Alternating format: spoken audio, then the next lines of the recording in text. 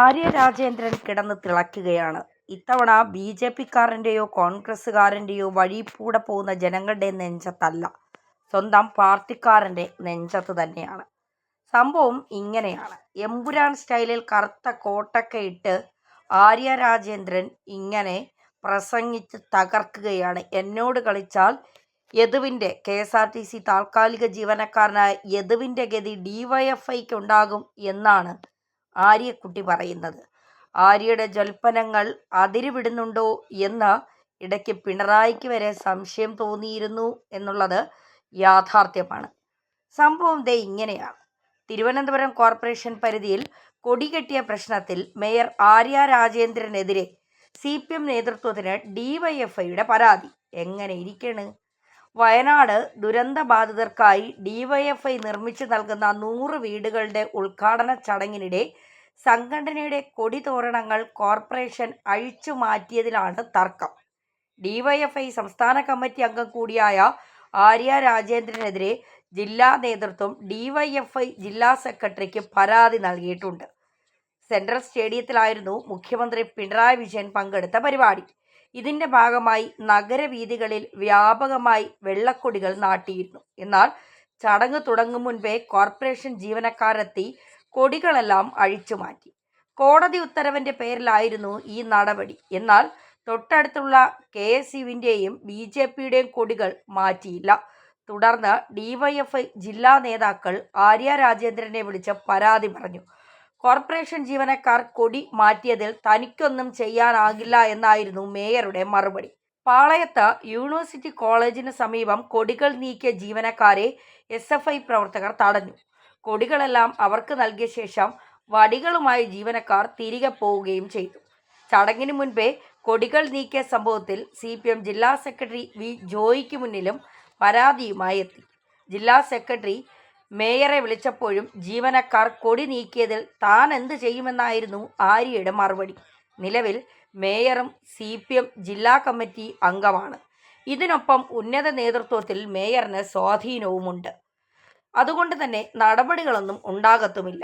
Thiruvananthapuram mayor Arya രാജേന്ദ്രനെ തെറ്റ് തിരുത്താൻ party ഒരവസരം കൂടി നൽകാനുള്ള തീരുമാനം കഴിഞ്ഞ വർഷം CPM എടുത്തിരുന്നു. CPM ജില്ലാ കമ്മിറ്റി യോഗത്തിലാണ് അന്ന് തീരുമാനം ഉണ്ടായത്. കോർപ്പറേഷൻ ഭരണത്തിലെ വീഴ്ചകളും പ്രവർത്തന ശൈലിയും അധികാരം നഷ്ടപ്പെടുത്തുന്നതിന് ഇടയാക്കുമെന്ന തിരിച്ചറിവിലാണ് പാർട്ടിയുടെ ഇടപെടൽ അന്നുണ്ടായത്. മേയർ സ്ഥാനത്ത് നിന്ന് മാറ്റിയാൽ രാഷ്ട്രീയ ഭാവിയെ ബാധിക്കുമെന്നും വിലയിരുത്തലുണ്ടായി. മേയറെ മാറ്റിയില്ലെങ്കിൽ നഗരസഭാ ഭരണം നഷ്ടമാകുമെന്ന് ജില്ലാ കമ്മിറ്റിയിൽ ആശങ്ക ഉയർന്നിരുന്നു.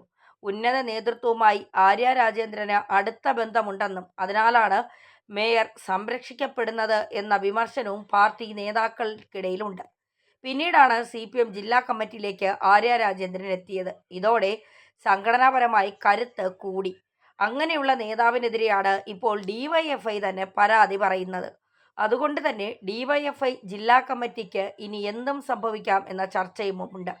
മുൻപ് KSRTCയിൽ താൽക്കാലിക ഡ്രൈവറായിരുന്ന യദുവാണ് ആര്യ രാജേന്ദ്രനെതിരെ പരാതിയുമായി എത്തിയത്. പ്രത്യക്ഷത്തിൽ തന്നെ നിരവധി പൊരുത്തക്കേടുകൾ ആര്യയുടെ വിശദീകരണത്തിൽ ആ സംഭവത്തിൽ ഉണ്ടായിരുന്നു. പക്ഷേ പണി പോയത് യദുവിന് മാത്രമാണ്. സമാനമായി തിരുവനന്തപുരം ജില്ലാ കമ്മിറ്റിക്കും ഈ പരാതിയുടെ പേരിൽ പണി കിട്ടാനാണ് സാധ്യത.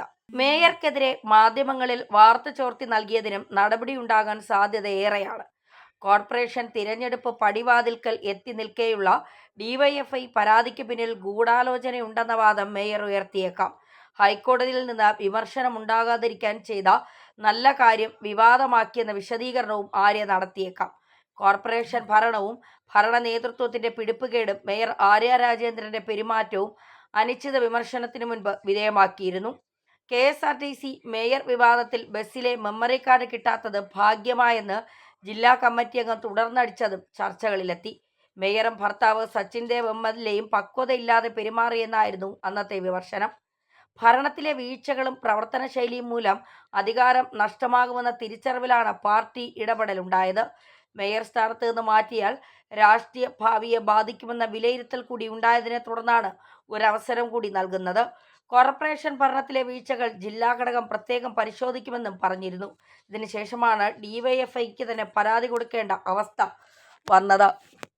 ആറ്റുകാൽ പൊങ്കാലയുമായൊക്കെ ബന്ധപ്പെട്ട് വിവാദങ്ങളുടെ തോഴിയായി മാറിയ ആര്യ രാജേന്ദ്രനെ കുറച്ചു നാളുകളായി ചിത്രങ്ങളിലൊന്നും കാണാൻ കഴിയില്ലായിരുന്നു. എന്നാൽ വീണ്ടും ഇലക്ഷൻ അടുത്തതോടുകൂടി ആര്യ രംഗത്തെത്തുകയാണ്. കാരണം താനിവിടെ ഉണ്ടെന്ന് നാലാൾ അറിഞ്ഞില്ല എങ്കിൽ 2026 നിയമസഭാ തിരഞ്ഞെടുപ്പിൽ സഖാക്കന്മാർ ഏതെങ്കിലും മണ്ഡലം നൽകിയില്ല എങ്കിൽ അത് രാഷ്ട്രീയ ഭാവിയെ ബാധിക്കുമെന്ന് ആര്യ രാജേന്ദ്രന് നന്നായി അറിയാം. എന്തായാലും ഈ ഡിവൈഎഫ്ഐ ആര്യയ്ക്കെതിരെ നൽകിയ പരാതി എത്ര ഗൗരവത്തോടെയാണ് സർക്കാർ അല്ലെങ്കിൽ സർക്കാർ സംവിധാനങ്ങൾ സ്വീകരിക്കുന്നത് എന്ന് കാത്തിരുന്ന് തന്നെ കാണേണ്ടതാണ്. കാരണം പിണറായിയുടെ പ്രിയ പുത്രികയാണ് ആര്യ രാജേന്ദ്രൻ. അങ്ങനെയുള്ള ആര്യ രാജേന്ദ്രനെതിരെ പരാതി നൽകിയ യദു എന്ന് പറയുന്ന താൽക്കാലിക ജീവനക്കാരൻ ബസ്സിലെ പണി കൊണ്ടാണ് ആ യുവാവ് ജീവിതം മുന്നോട്ട് കൊണ്ടുപോയിക്കൊണ്ടിരുന്നത്. അമ്മയെയും മകനെയും സംരക്ഷിക്കുന്നത് ആ ജോലി കൊണ്ടായിരുന്നു. അതൊക്കെ ഇല്ലാതാക്കിക്കൊണ്ട് ഇത്തരം കാര്യങ്ങളിൽ ആര്യ രാജേന്ദ്രനെതിരെ നടപടിക്ക് ഡിവൈഎഫ്ഐ ഒരുങ്ങിയാൽ അല്ലെങ്കിൽ ഡിവൈഎഫ്ഐ അത്തരം പരാതികൾ നൽകിയാൽ ഡിവൈഎഫ്ഐയുടെ അവസ്ഥ എന്താകും? ആ സംഘടന തന്നെ നിരോധിക്കാൻ ഒരുപക്ഷേ പിണറായി സർക്കാർ തീരുമാനിക്കും. കാരണം ആര്യയെ തൊട്ടവരാരും അല്ലെങ്കിൽ ആര്യയോട് കളിക്കാൻ മുട്ടിയവരാരും ഇന്ന് നേരെ ചൊവ്വേ ജീവിക്കാൻ പോലും വഴിയില്ലാതെ നടറോഡിൽ തെണ്ടുന്ന അവസ്ഥ ഉണ്ടായിരിക്കുകയാണ്. ഹൈക്കോടതി പറഞ്ഞിട്ടുണ്ട്, റോഡുകളിൽ ഫ്ലക്സുകൾ വയ്ക്കുന്നത് നിയമവിരുദ്ധമാണ്, അത്തരം ഫ്ലക്സുകൾ എടുത്തു കളയണമെന്ന്. അത് നല്ല രീതിക്കാണ് ആര്യ രാജേന്ദ്രൻ എടുത്തത് എങ്കിൽ തീർച്ചയായും ഡിവൈഎഫ്ഐയുടെ ഈ ഒരു ഇടപെടലിനെ ആ തരത്തിലേക്ക് മാത്രമേ ജനങ്ങൾ കാണൂ. കാരണം എല്ലായിടത്തും സർക്കാരിൻ്റെ ഫ്ലക്സാണ്. അതിപ്പോൾ സംസ്ഥാന സർക്കാരിൻ്റെ ആയാലും കേന്ദ്ര സർക്കാരിൻ്റെ ഒക്കെ വഴി തടഞ്ഞുകൊണ്ടാണ് പല സമ്മേളനങ്ങളും പലരും നടത്തുന്നത്. അതിനെതിരെയൊക്കെ രൂക്ഷ വിമർശനമാണ് കോടതി ഉന്നയിച്ചിരുന്നത്. അത്തരം വിമർശനങ്ങൾ കണക്കിലെടുത്തുകൊണ്ടാണ് ആര്യ രാജേന്ദ്രൻ ഇത്തരം പ്രവർത്തികളിലേക്ക് കടന്നതെങ്കിൽ അത് തീർച്ചയായും സ്വാഗതാർഹമാണ്. കാരണം അത്തരം നടപടികൾ തീർച്ചയായിട്ടും അത് കോടതിയുടെ വാക്കിനെ കൂടി കൃത്യമായി അനുസരിക്കുന്ന തരത്തിലേക്കുള്ള നടപടികളിലേക്കാണ് ആര്യ രാജേന്ദ്രൻ കടന്നിരിക്കുന്നത്.